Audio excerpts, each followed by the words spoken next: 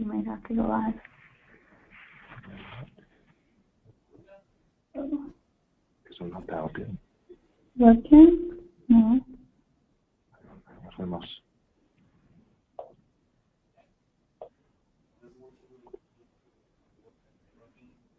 You should be able to. Oh, just start broadcast at the top there. Go into attendees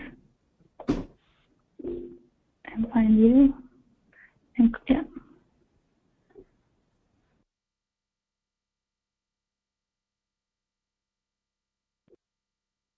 Good morning. Welcome to our Visual BACnet webinar on reducing finger pointing. I'm super excited to be here this morning and talking with Gary Brancato from Princeton. Good morning, Gary. Morning. So just before we get started and really dig into your story, as most of you who've joined us before know, this webinar is recorded, so if you have colleagues that you want to share it with after or someone missed it, we'll be sending that out afterwards. Throughout the webinar, if you have any questions, definitely put them in the question box. I'm happy to answer them. Gary is happy to answer them. And we do have a moderator standing by who will be able to answer some as well on the fly. We'll do our best to answer questions that are relevant to what we're talking about as we go, and then we'll hold some for the end as well. We want to get through the content in good time. So again, welcome back to anyone who's joined us regularly, and welcome to some of our new people. We just had a few more people logging in. I see some people coming online. So while we're waiting, why don't we're going to throw a quick poll in. And again, those of you who have been here before will know that this is a standard thing we do. We just like to know who you are. So are you an integrator? Are you representing a manufacturer? Building owner? Hopefully we have quite a few building owners today. It'll help Gary and I get a bit of an idea of what angle to tell his story from and what questions to ask. So get those poll responses in. We'll just wait another minute or two. In the meantime, happy December 1st. Very excited. Now holiday season officially.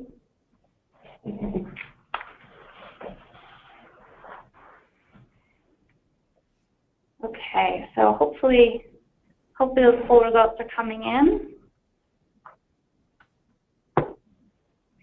All right, well, it's 11:04, so let's start digging in. So today we're going to be talking about, we're going to be talking about Gary's story and who he is, where he comes from, and then what Princeton's situation was before they started using Visual BACnet. And now how they're working on managing vendors. So we're going to try and understand how, from the building owner and operator's point of view, he worked with multiple different vendors and made his system a lot better over the last couple months. And then I'm also going to quickly go over some of the brand new features that just came out this week. Our team has been working super hard, and we have some really exciting new features, so I can't wait to share those with you. Some of you may have already seen them if you've logged in. All right, so Gary, I'm going to get rid of this screen sharing because we can see you. So we'll get your video instead. There you go. Awesome. So Gary, can you tell us a little bit about yourself and your background in the industry? So I am 30 years in the building automation industry. Started with it used to be MCC Powers a very long time ago, and they ultimately became Siemens. I was with them for 25 years. And when about 6 years ago I left Siemens and I came to Princeton. I was a field technician, a senior level technician for Siemens for 25 years. Awesome. And now you've been at Princeton for 6 years. And can you just give us a little bit of an idea of what your job at Princeton entails? So my title is controls engineer. Basically what I'm responsible for is all the building automation equipment, all the integration to the building automation systems on campus, the networking for the building automation systems, and really anything that talks to the building automation, HVAC, lighting, everything. Okay, awesome. So can you tell us a little bit about when you first started working with Princeton, what the system looks like, and what changes have happened over the last 6 years? When I started, we had, I think, I'm going to say 7 or 8 control systems on campus, 4 versions of carrier. We had some Siemens stuff. We had some old anemostat systems and stuff like that. So basically my job was to come in and try and organize that, try and clean it up, and get everything situated. And that's what I started to do. We started to move out some older systems, and when I started, we wound up bringing in another vendor, Automated Logic, who was ultimately purchased by Carrier, and now we're down to 2 control systems primarily on campus. We still have some Carrier stuff, but now we're integrating a ton of vendors in. So we probably have 15 or 16 different Backnet vendors now inside the systems, all talking to the 2 automation systems. So when you started, was it Backnet? It was different. I mean, there must have been some proprietary protocols. What were you using? Yeah, they were all proprietary actually. Up until I started, when Automated Logic came in, everything was proprietary. There was no Backnet here whatsoever. And when Automated Logic got their first job, their first building, that was actually the beginning of the Backnet era for us, so to speak. Okay, so then you started slowly switching everything over to Backnet.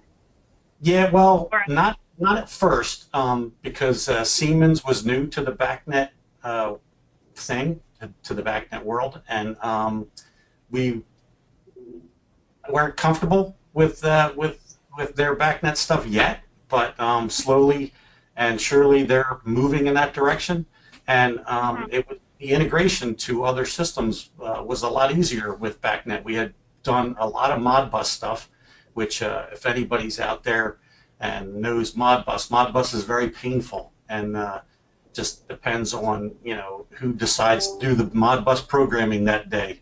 It could be a nightmare. So Backnet is a lot easier. Since we already had Automated Logic, we started bringing in slowly more and more Backnet Siemens stuff. Even our Siemens stuff right now is probably, I would say 60% still proprietary and 40% Backnet. Okay. And do you also have some converters to convert some of those protocols to Backnet? Yeah, there was contemporary controls. We have some contemporary control stuff, and we also have some field server, Sierra Monitor field server stuff that converts Modbus to Backnet and proprietary stuff to Backnet. Okay, so there's a lot going on in your network. A lot. There's a lot. As expected, as I'm sure a lot of the people that are listening can identify with. Can you give us a little bit of a feeling of how big this network is? Total Ethernet devices were approaching about 1,000 right now, 1,000 connected Ethernet devices, and it's I think we're probably close to 200,000 points now inside all systems combined, Carrier, Automated Logic, and Siemens, and it's just growing every week. Just keeps coming. So it's pretty big. Pretty great. That's awesome. So that's sort of the background over the last 6 years, and then just in the last couple months, when we started talking and you started using Visual BACnet, can you tell us a little bit about what specifically what the problem was that when you went, I really need to solve this, and discovered Visual BACnet? Sure. So, the system, when it was proprietary, everything seemed to work fine. You didn't really notice any problems.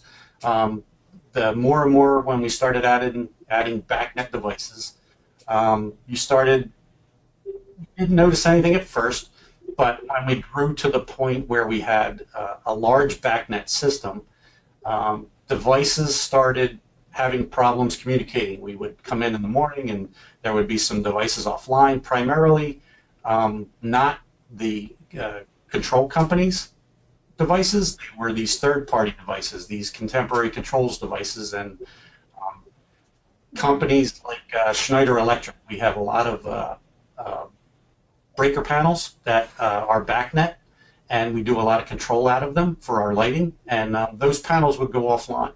And at first it was, you didn't know what it was. You just go over and reset the panel, and then it would be fine for another couple of weeks. Cross your fingers.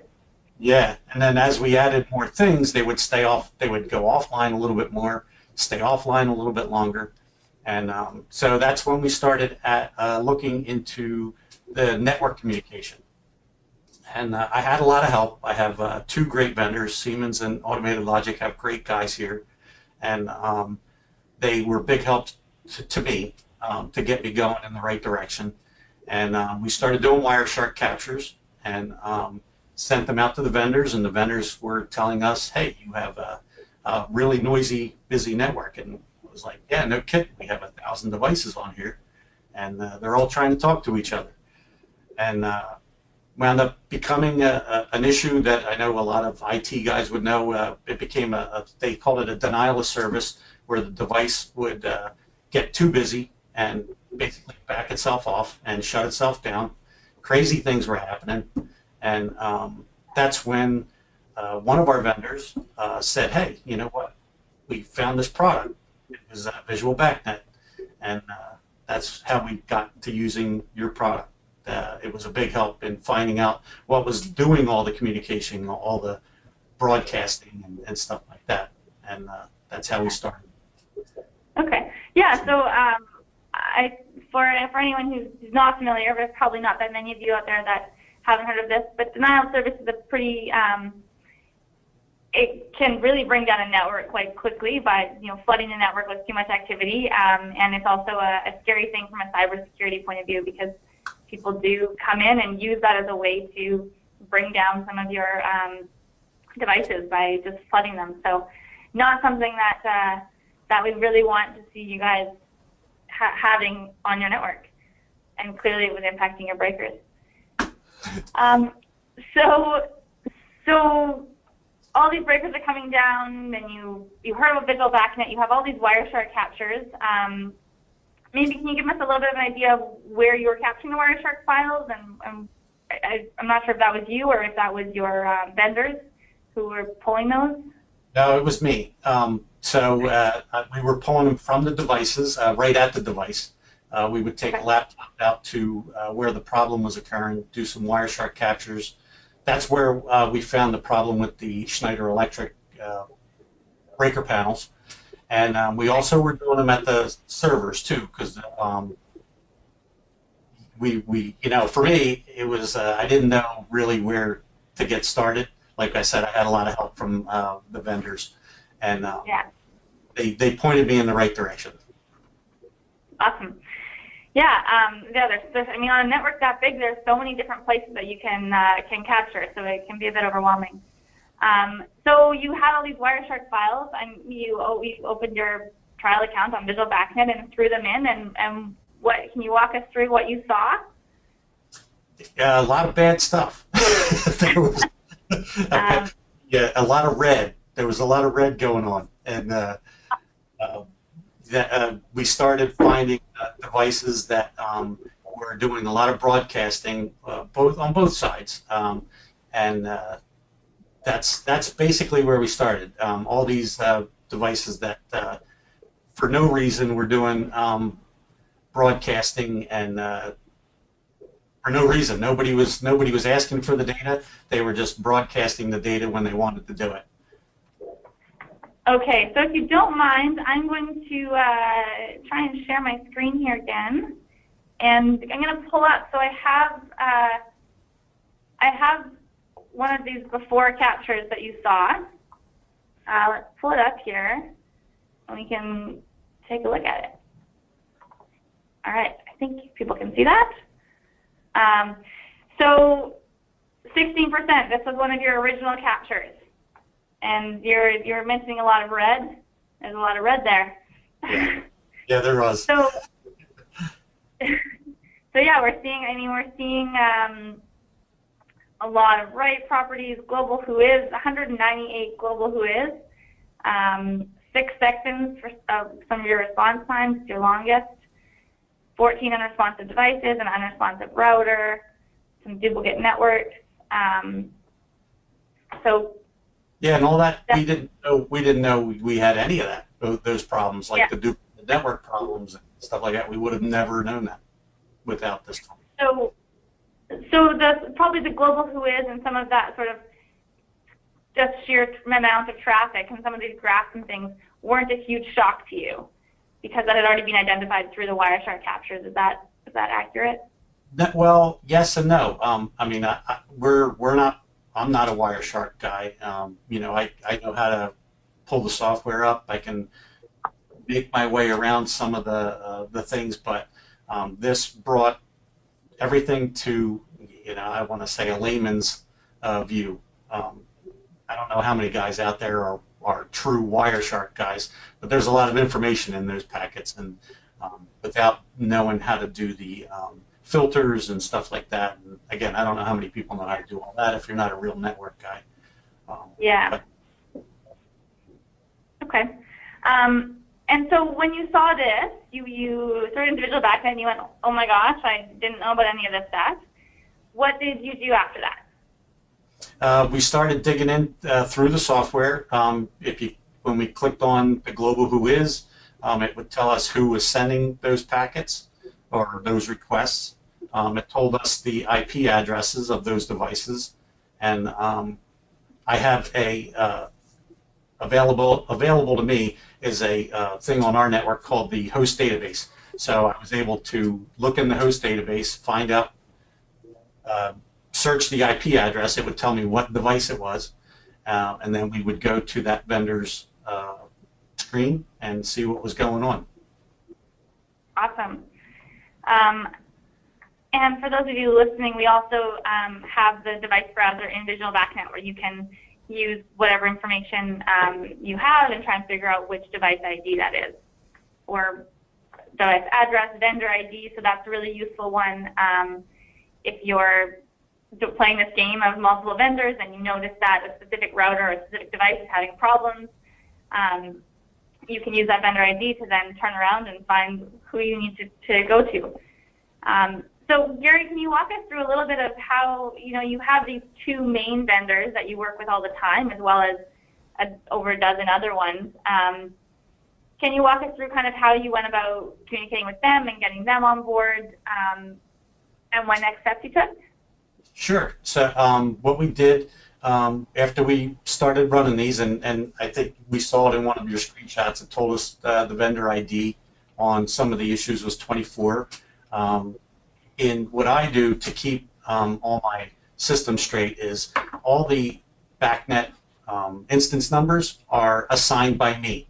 I assign all the IP addresses, the instance numbers and stuff like that. So once I saw that it was vendor ID 24 or vendor ID 7, which is Siemens, I was able to call both of those vendors. We have service contracts with both. We brought them in for a meeting, and I showed them what we were finding, and we all sat around a big table in our meeting room, everybody together, Siemens and Automated Logic, and I said, this is what we're finding. I need you guys to help me figure out what's going on, what's happening, and they were happy to. They were both excited about the product, and one of the vendors actually told me about the product. It was Siemens, and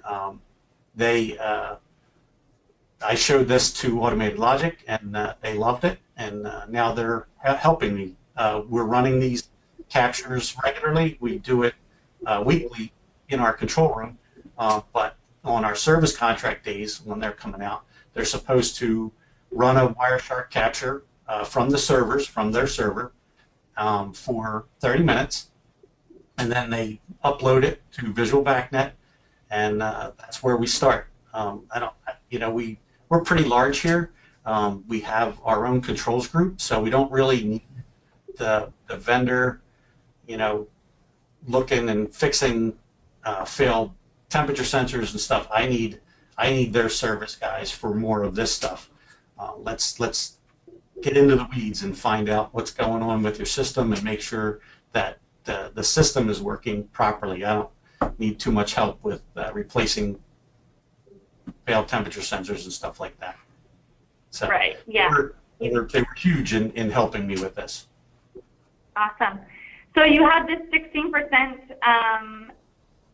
What you all got in the room and went, oh, that's not good.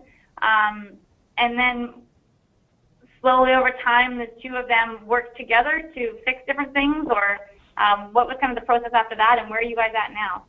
Yes. Well, what we did is after the meeting, we asked them to come in.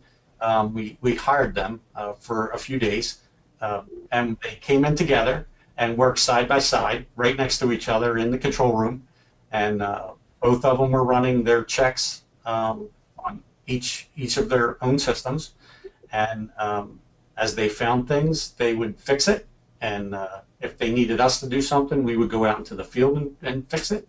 But for the most part, it was all done right here in the control room. They worked side by side for a couple days, and they found a lot of things that you wouldn't know, that you couldn't find, and they were able to make changes in their systems dynamically those days, and slowly over the next few days it got better, and it's still getting better. Awesome. So I have an after file, and I'm going to try and pull them up side by side and see what happens here. Let's take a look. So we had your 16% at the beginning, and now you're at 51, or at some point you were at 51. Probably changes every day a little bit, but it changes all the time. But yeah. Awesome. Yeah. So I mean, let's go down to these diagnostic checks. You can see there's a lot less red now. You had 14 unresponsive devices. Now there's no unresponsive devices. This one I think is amazing. You went from 198 global Whois routers to only 17. And let's look.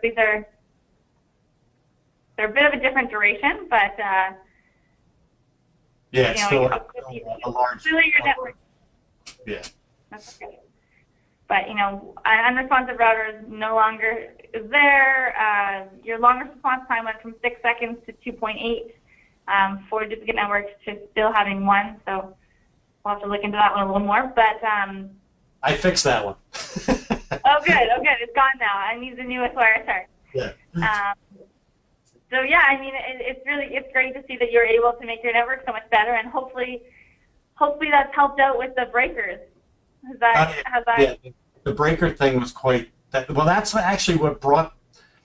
It's funny because that's what brought this whole thing about was the panels. I think I remember telling you that the panels would go offline. Well, if I can, a quick funny story.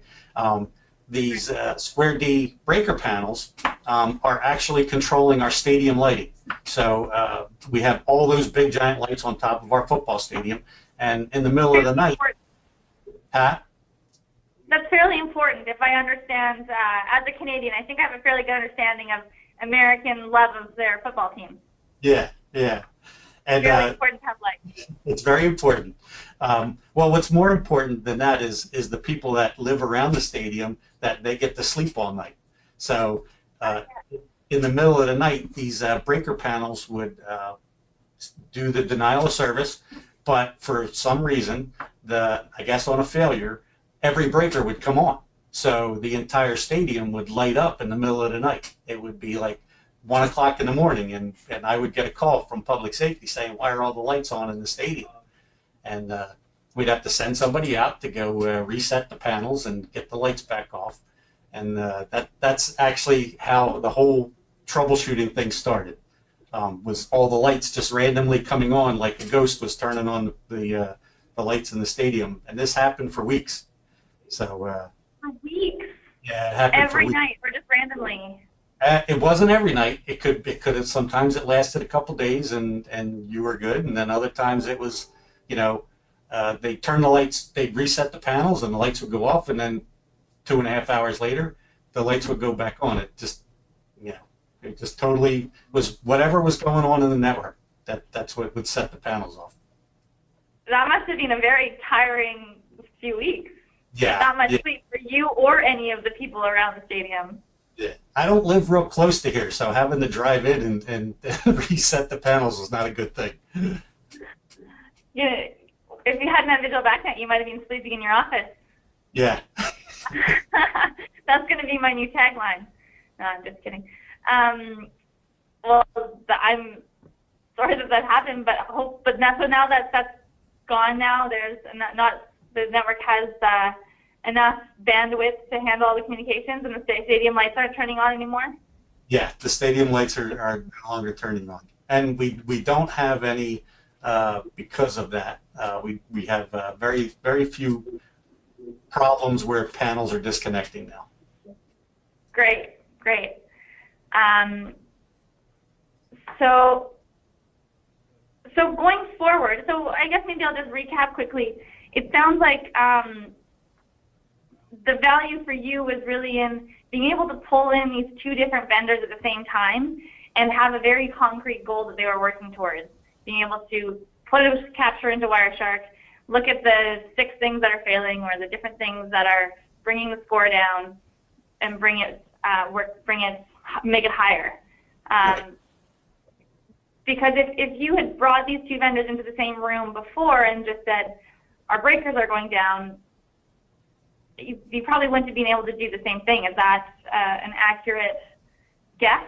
Yeah, I mean, if you bring them in separately, you get, kind of what your whole thing is, finger pointing. They may say, well, I'm running these tests and I don't see any of our stuff causing the problem. It's all your other guys causing it. I'm not saying that the guys that I have would do that. In my experience with the guys that I have, they wouldn't. But I know there's a lot of places that have guys that will do that. The first thing they do is they say, well, all my stuff's good. I don't know where to tell you to go. It looks like it's all your other guys' stuff. But having this, I was able to bring it up on my own. They showed me the tool. I went in there and you can see, right away whose stuff is causing the problems. Click on the red box and see all the vendor IDs show up at in the bottom screen, and it tells you who's causing the problems. Yeah, kind of makes you a referee in some ways. Yes, it does. Awesome. Okay, great. So now what? You've got this 51% network. You've got these two great guys that you work with all the time. You've done your sort of 4 days of trying to bring the system up to make it quite good, and you've made some major improvements. How are you going to change how you do things going forward, or what's your new plan of action? So the new plan would be that we, in the control room, I have 3 control room operators right now. We run these, and I run them too. Try to do it weekly, but it doesn't always happen that way. We run them as often as we can. I have a service contract where the vendor comes in once a month, and their first thing to do before they do anything is start running the Wireshark and check out, upload it and see what's going on. Now, ahead of time, we'll know kind of ahead of time from the control room what we need to look at. We try to fix things dynamically here. We don't want to wait monthly for somebody to come in. We try to do it on our own when we can, and we're still learning all this. But with the vendors, I think this is a perfect thing for them. Because without it, they just keep putting stuff on. They don't know what it's doing. Honestly, I don't think they know what it's doing to the network. I didn't for the 25 years I was there. Just keep adding panels. Yeah. Okay. And what about, how are you communicating this to the rest of your team, your bosses? How are they kind of taking this and getting on board? My boss is a hands-on kind of guy, so he loves this stuff. What we're doing is, what we're planning on doing is try to run monthly reports, network health reports, which is part of your Visual BACnet. Yeah. And we'll get that to the people that really want to see it. Some people don't, but yeah. I'm going to try and make it like a monthly thing. Great. Great. And those are half-hour Wireshark captures that you run on a monthly basis? Mm-hmm. Okay. Great. Well, that's really good to hear. It sounds like you guys have a lot of process in place now around that, so I'm really excited about that. Any other takeaways from this whole process on how to manage vendors, or maybe you can give us a little bit of insight? You know, you have a lot of other vendors and devices. How has that been if you don't have a service contract with a specific vendor? You just kind of hope that your other guys can find those problems too, or how does that work for you? Well, so what we're hoping, since it usually comes in on these jobs like lighting. I'll just use lighting as an example. We do a lot of lighting integration to the building automation systems. I'm hoping that after what I'm going to require, in another thing, is when the job is done and the project is so-called turned over to us, they're going to be required to run this on their system and show me that what they've added has not done any harm to the network.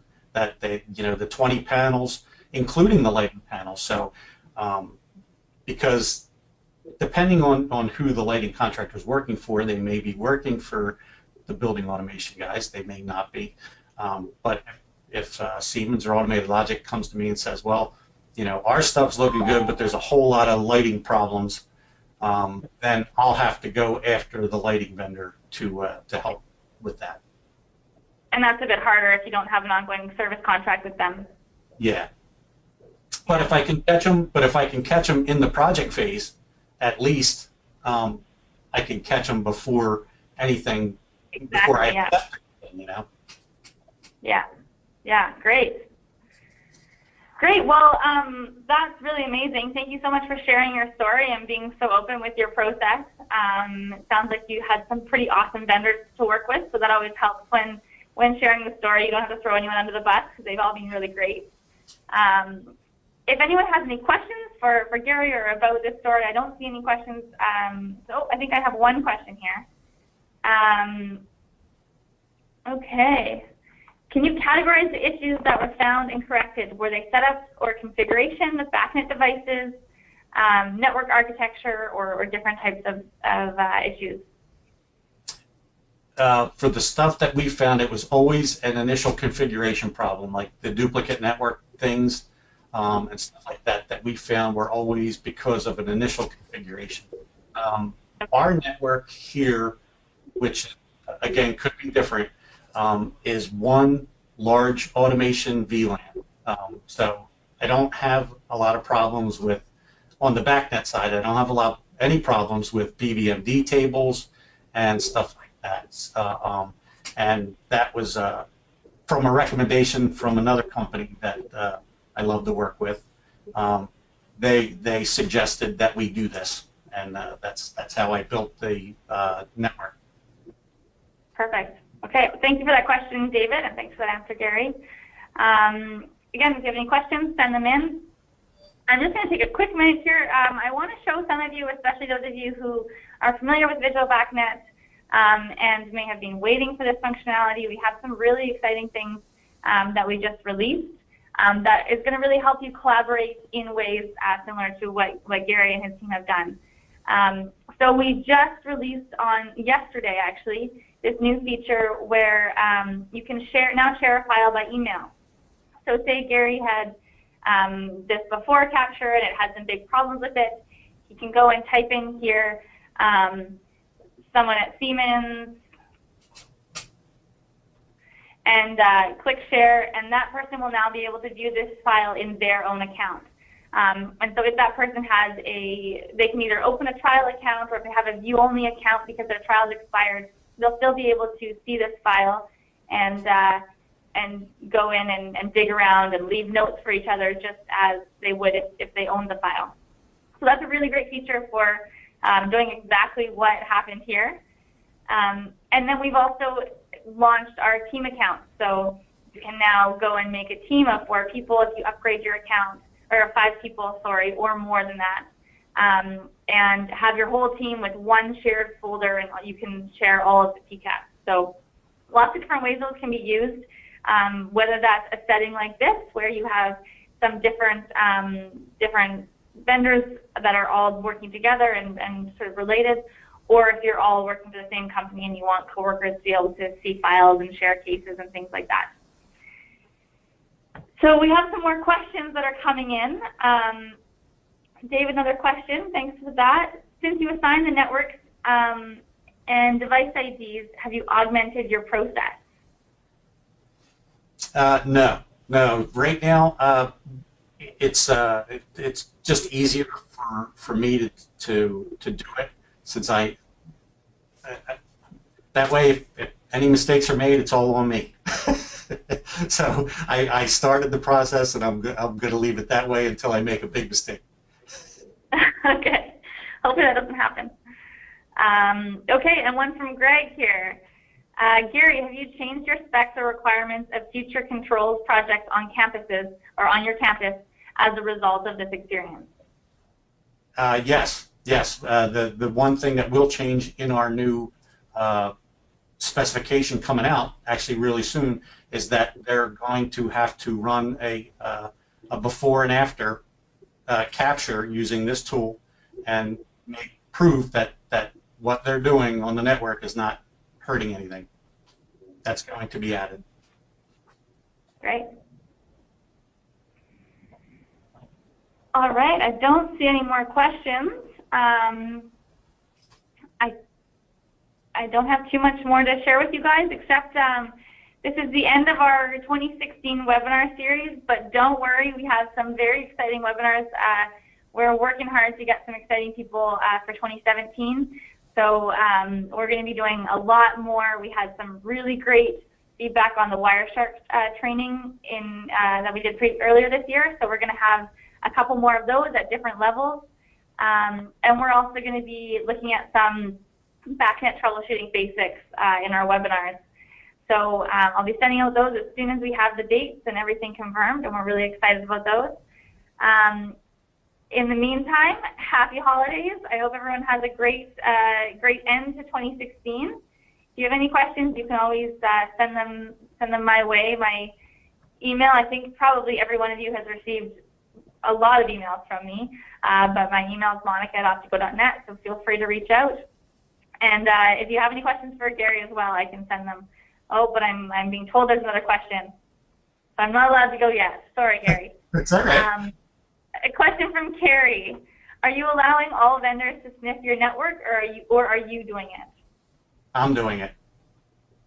Well, they'll do it. The vendors, if he means by running captures, they'll do it in my control room. Like I'll allow them to do it, but they'll do it in my presence. We have a pretty strict policy about vendors putting anything on my VLAN, and if they do, they're responsible for what they're putting on there and anything that they can damage. Yeah, I don't. No, they're going to have to do it with me. Perfect.